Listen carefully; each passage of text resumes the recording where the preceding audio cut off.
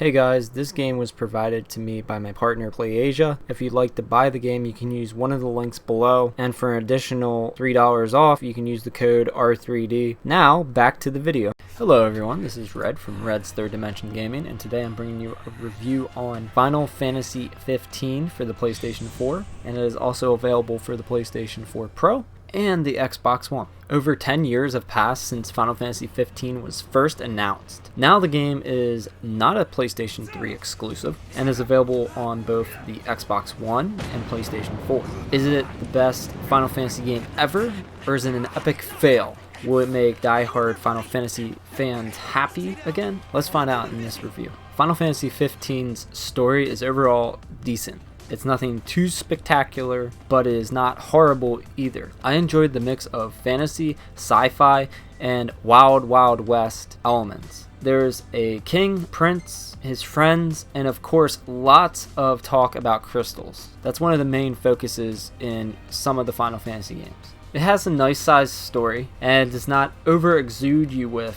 unnecessary fluff, and does not drag on either. It will take anyone who does not explore or do any of the side quests about 20 to 25 hours to complete. Heck, with the side quests, dungeons, and caves, you'll be tacking on another 30 to 50 hours. Could be more than that because there's going to be DLC coming out, and there's a lot to do in this game. So if you're looking at it that way, you're getting about 70 to 100 hours probably of gameplay with the story and side missions if you do everything. Your adventure will begin in an area of vast wastelands and deserts. The protagonist, Noctis, Lucis, Kayum, sorry if I pronounce any of these wrong, they're kind of hard names to say for me, and his friends Ignis, Gladiolus, and Prompto set off on a journey to Alticia. It is at this gorgeous oceanside location that Prince Noctis will set sail to marry Princess Luna of Tenebra.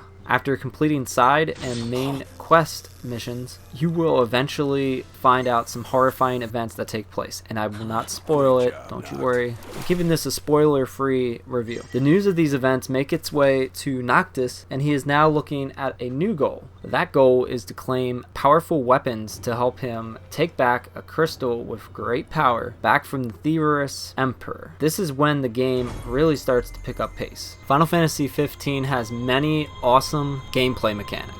Gone away forever is the turn-based system. So all you guys that like turn-based systems and are never going to play a game that does not have turn-based, then you're not going to be looking for this game. Maybe it will come back in some way in Final Fantasy 7 Remake, but it is yet to be seen in Final Fantasy 15. The game has an active battle system which can also be changed to a wait system. This slows down the battles a little bit. Attacking is more fluid and reliable than the first two demos that I have played of Final Fantasy 15. I did not play the last demo because I did not have time to play that game demo. There's also a tutorial at the very beginning that teaches you everything you need to know about the lore and the battle system. I only felt the button choice a bit odd because attack is usually the square button in the other hack and slash role-playing games that I'm used to. Never is it the circle button. That is a very odd choice to be putting in a hack and slash type of style of gameplay. Also, square button is to dodge and block. Usually it's L1 in a lot of games. You can change the controls to two other types. I wish they would let you freely change it to whatever you want the controls to be. That would be nice. Imagine once this game comes to PC, if it does, most Final Fantasy games have come to PC, I'd imagine that you could change it to whatever you want, which would be nice if you could do that in the console version. There's a Type A, Type B, and Type C stacks, and none of which have the exact buttons that I want. Let's talk about what you actually can do in this game. First, you can attack with 4 different weapons using the D-pad to change them. You can also upgrade, buy, and sell weapons. The weapon upgrade system requires that you find specific items in order to upgrade the weapons, and it works fine. There is magic, which is very customizable. Final Fantasy 15 features a great magic creation system where you can use magic energy from the world, mainly at campsites, and combine it with an item, potions, food items, and other materials. Depending on how much magical energy and items that you use will determine what type of magic attack and how many times you can use it. These magic attacks can be deadly if created and used properly. Another gameplay mechanic is called linked attacks, which you can use your additional characters to attack and follow up with either another companion attack or use Noctis to attack. This can create a lot of damage. You never really feel underpowered unless you do what I did. I was exploring a cave and found a level 52 boss when I was only level 5. I was able to take out all the monsters inside, but the final boss was level 52. He killed me in one hit. It'd be nice if the game would add something like Bloodborne's Bold Hunter's Mark, which allows you to consume it in exchange for taking you back to a light post checkpoint. So it just takes you out of the match and you can leave it. This is the same way as Bloodborne, as when you get to a boss, you can't leave unless you use that Bold Hunter's Mark, which you can leave. This game does not allow you to leave unless you die, and you have to reload the game up, so it kind of sucks. It's not a huge issue, but you have to make sure you see what the dungeon's level says it is in one of the menus, which I did not check in that one. I checked after I was playing the boss. The next gameplay element that Final Fantasy 15 features are summons. These are used much better than Final Fantasy 13, which I think had the worst use of summons. Come on. Motorcycles and vehicles. That's not what I want to look at. I want to look at an awesome boss-like type of creature to help me. Really, Square Enix, like, the whole motorcycle and vehicles thing was annoying. I hated those summons. They are useful and very powerful. I won't spoil too much about these godlike creatures, but they're just amazing. Another thing I did not include in my written review, which I might put in later, is you can throw your sword at an enemy and you can hit them in mid-air, and you can jump towards them, and you can also jump onto things and you can heal as you're up there. That features in the game too, which most of you probably know about. How difficult are the enemies, and are the AI useful? Well, it depends on a couple of things. If you set the game on easy, it should be extremely easy to get through this game. I played on normal and didn't have too much difficulty. Your health already has a regen effect, so you'll always gradually gain back health and magic points. When taking cover, it works a little better in this game than Persona 5's cover system. Persona 5's cover system doesn't always work that well. You gain back HP and MP much faster. The AI will attack valiantly, heal, and revive one another. You don't have to worry about going over and reviving them every single time. Usually, as long as you have other characters that are alive, they'll go over and help them. And more importantly, they'll have your back in this game. When fighting enemies, you may have to use Phoenix Downs and potions because they can be tough depending on you and your opponent's level. So if you're really low level, you're taking on like level 50 like me, you're not gonna have much of a shot, but you can take on enemies. I was like level 10 and I was taking on level 30 enemies. It takes a little bit more time, but you can do it. The leveling system is fair and quite useful. Think of Skyrim or a more enhanced Final Fantasy X system. There are a lot of RPGs that have this type of leveling up system. You can sort through where you want to use your AP, and once you earn something new, you'll unlock more abilities, and it's like a big chart, and it is a very easy and very useful system. I did find it quite odd that you could only level up either at the end of a chapter or when you rest. I wish you could be able to level up more frequently, but it is fine. In most games, you level up as you play through it. This game, you have to rest. If you don't rest, you won't level up unless you get through the end of the chapter. Depending on where you sleep at, you can earn a boost to your AP, and this could be 1.2 times or 2 times the amount of AP. So all that experience that you earned, times that by 2, and that's what you get. Usually it's more expensive at the sleeping areas where you get 2 times or more bonus added to your experience. Speaking of resting, campsites are new to the franchise. When you come across a campsite in your exploration, you will be able to rest for the day or the night, depending on what time of day you're resting. When you use a campsite to rest, you can cook a meal using ingredients such as milk, meat, and eggs. And these will allow you to create the most realistic food that I have ever seen in a video game. I'm telling you, these look superb. The food in this game is so beautiful that I wanted to take a picture, which I've actually took screenshots with the share button on the PlayStation 4, not on the Xbox, and I would send it to my friends. You can also buy food and meals at rest stops and diners. Also, when you come across new ingredients or meals, Ignis will write down a new recipe for you to use at your campsite. Driving a car is another feature that is kind of limiting, but it is a new included feature. Throughout the miles and miles of landscape, you can travel by car, fast travel. Sometimes it doesn't always work and requires you to pay 10 gil. Fast travel I wish would work a little better in this game.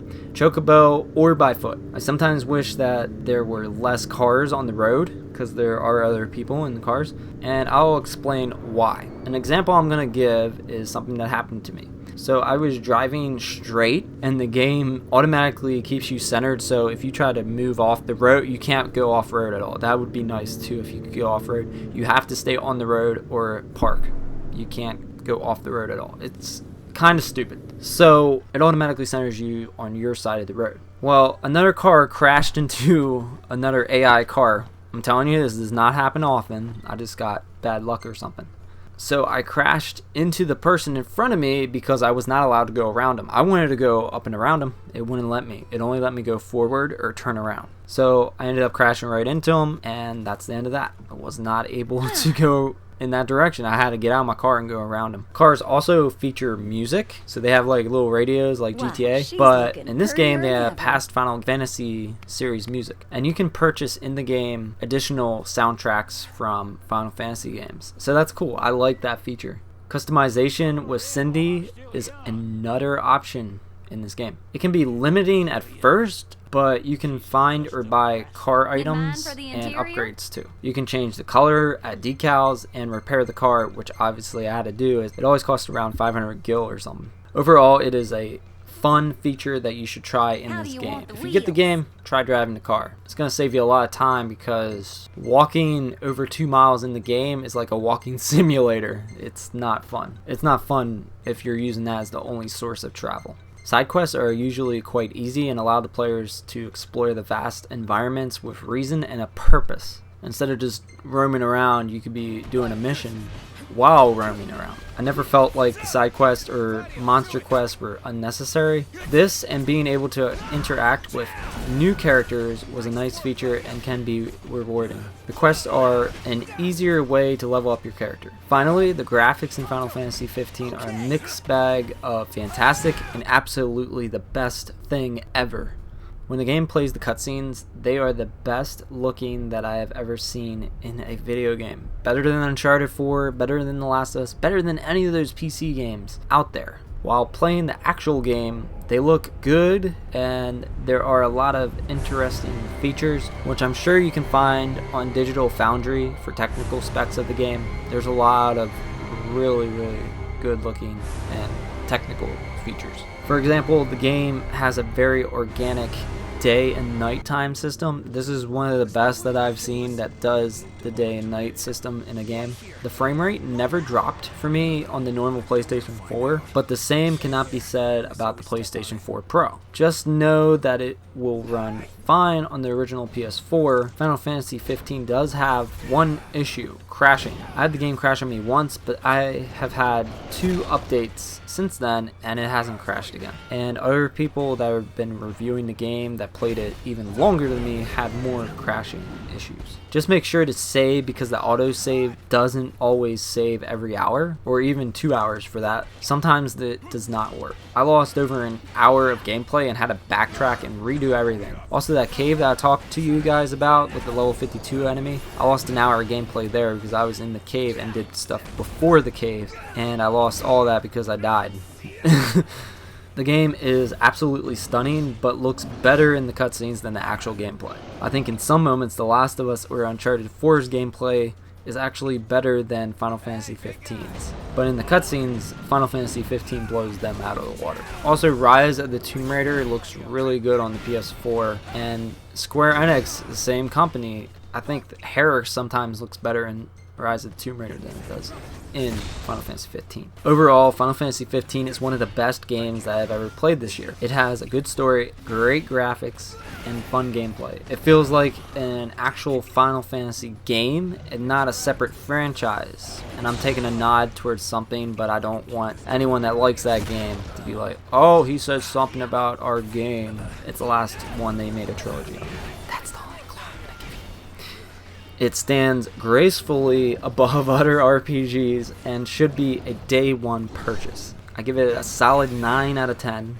One of the best Final Fantasy games and a must-own title. Thank you guys for watching. If you'd like to buy the game and also help support my channel, you can use the Amazon link below or the PlayAsia link below. And also you get $3 off if you use the code R3D. That is lifetime. It never expires and it'll take $3 off your purchase. If you'd like to see gameplay videos of Final Fantasy 15, I have some on my channel and I have more coming. Don't forget to like the video, comment below, and subscribe. Thank you guys for watching. See ya.